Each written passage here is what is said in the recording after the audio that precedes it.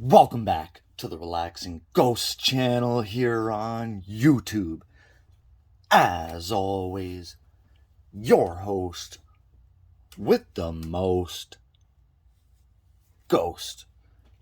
Today we have another AEW DVD review. We got All Out 2021 2-disc DVD set. And this may be considered one of the greatest AEW pay-per-views of all time. This was a fantastic show from top to bottom. These are, kind of what I expect from a pay-per-view these days. Just non-stop action, nothing but fun, You're laughing, you're crying, you're full of emotions all night long. And this was featured the in-ring return of none other than CM Punk. After 7.5 years, CM Punk returned to AEW, or not even returned.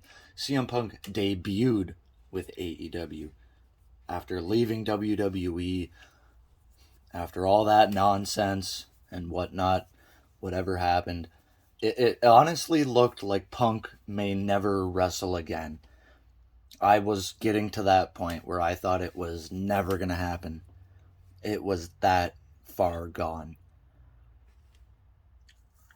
It's a weird thing that happened. I'll tell you that. It's kind of bizarre that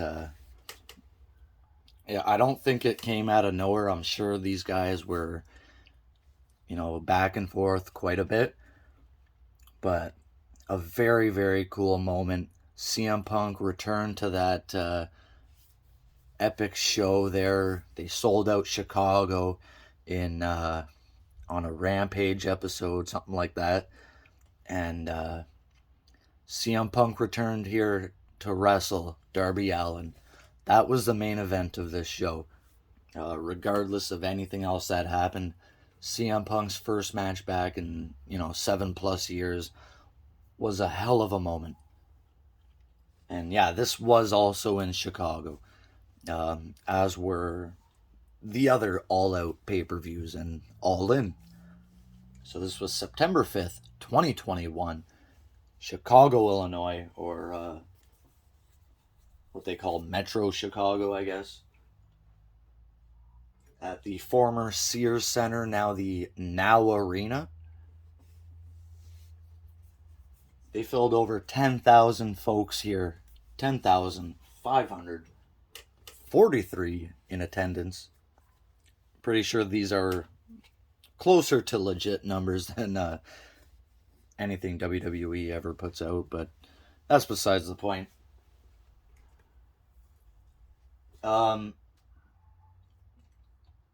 This was, I believe, AEW's largest pay-per-view buy rate, around 200,000 pay-per-view buys. Sorry, I actually read the attendance wrong. I think I was looking at the Now Arena. Maybe that was the maximum attendance. But according to Wikipedia, 10,126 in attendance. So it looks like they were about 400 shy of a sellout. Give or take, who knows. 205,000 pay-per-view buy rate. And this pay-per-view sold out within a day.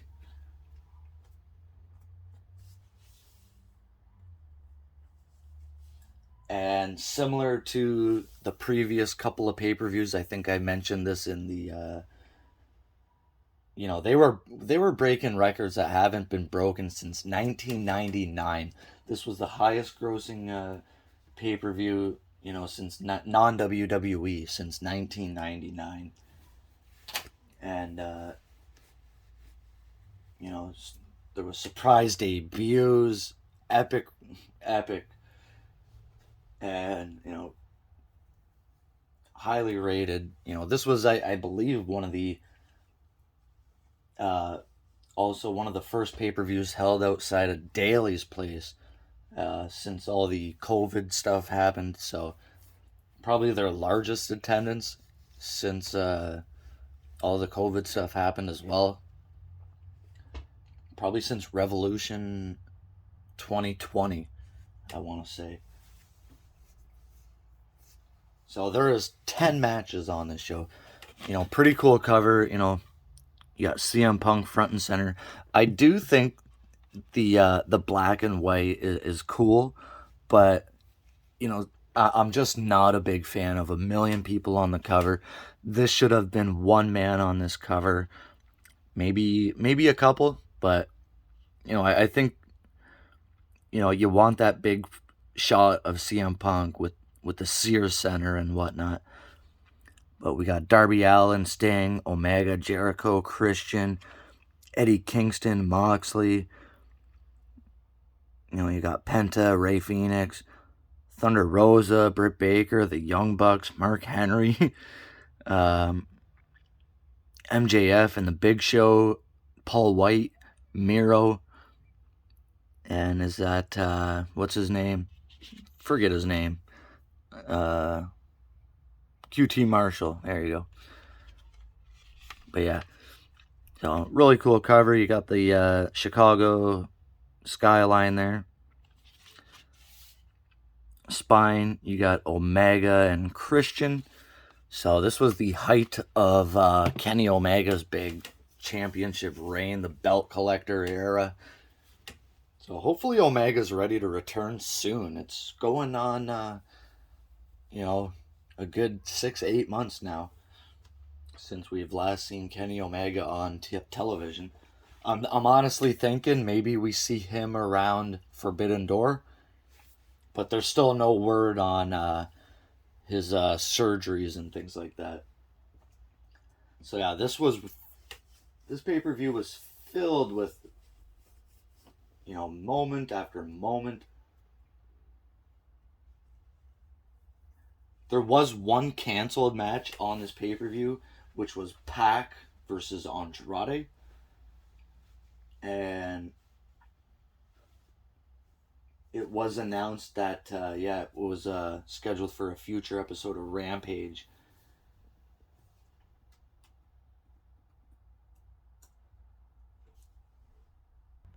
So let's open this bad boy up and see what we got inside.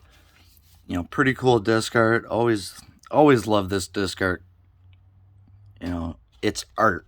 It is disc art.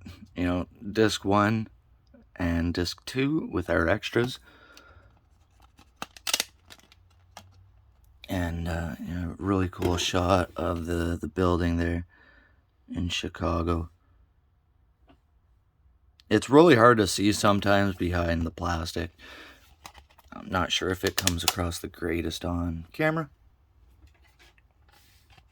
I believe that's the same shot. So, not the biggest fan of when they do like back-to-back shots like this, but whatever. So yeah.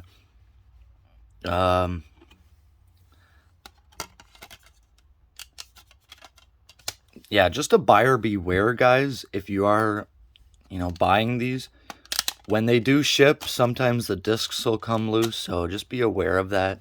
The discs are fine, but they may become, unlatched from shipping.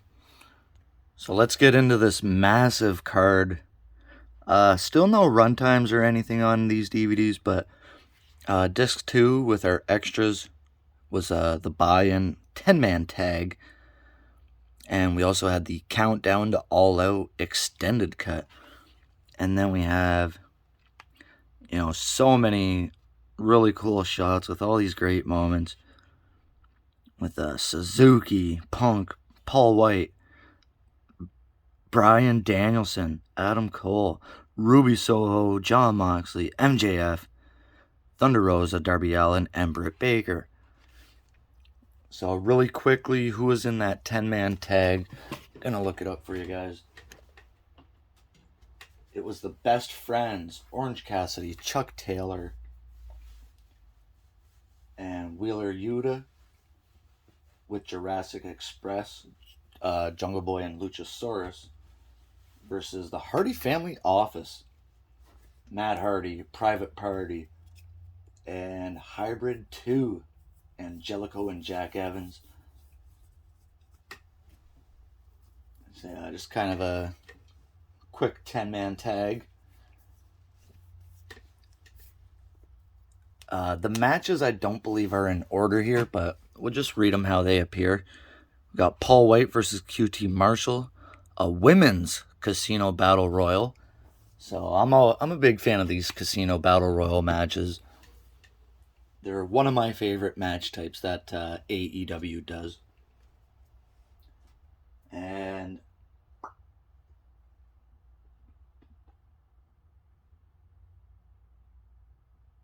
yeah, this was the big debut of Ruby Soho, formerly known as Ruby Riott. So, epic debut. She got a huge reaction. I think the biggest complaint is what they follow up with. It's just the way the wrestling business works. You come out with a bang. It's really hard to follow up such an epic, debut and things like that. We had Jon Moxley versus Satoshi Kojima, former NWA World Heavyweight Champion, IWGP Heavyweight Champion. This man has, been around and, won some big time championships. Yeah, from All Japan, MLW, the NWA, New Japan, IWGP Heavyweight Champion 2 times. He's won a G1 Climax. Kojima's been all over. Darby Allin versus CM Punk. That was a really good match.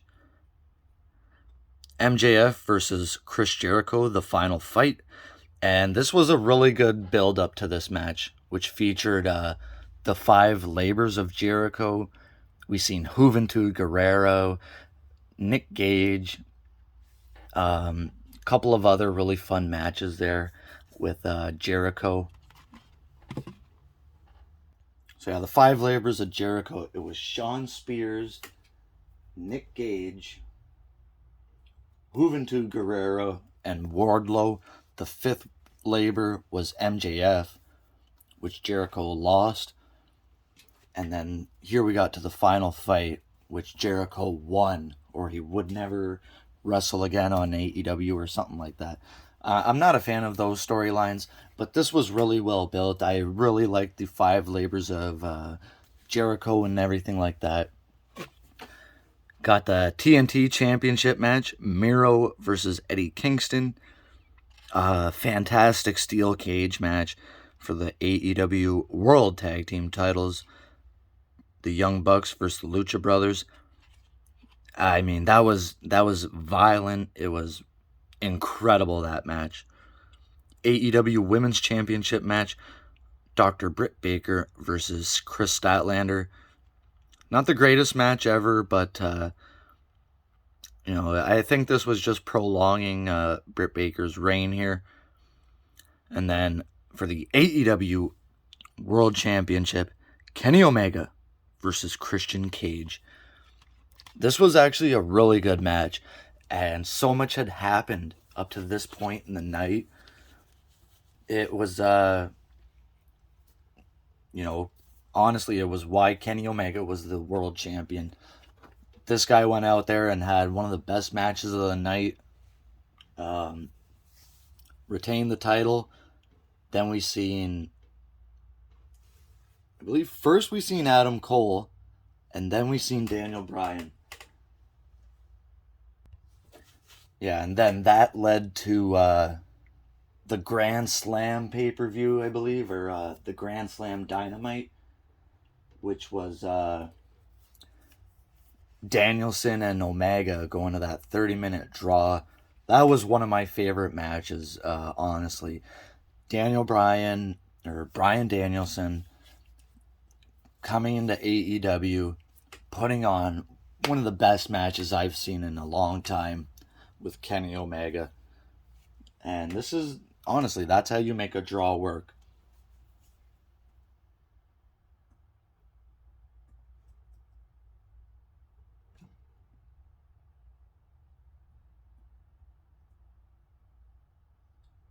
Yeah, and it was that Grand Slam in was that Arthur Ashe?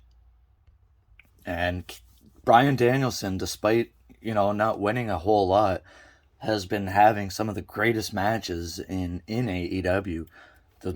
Two matches with Hangman Adam Page, the match with Omega, the match with John Moxley. Brian Danielson is severely overlooked here. So, man, this was a hell of a night here in Chicago. Let me know your thoughts on this one, guys. If you were able to pick this up, let me know your favorite moments and matches from All Out 2021. And as always, we'll talk to you later. Peace.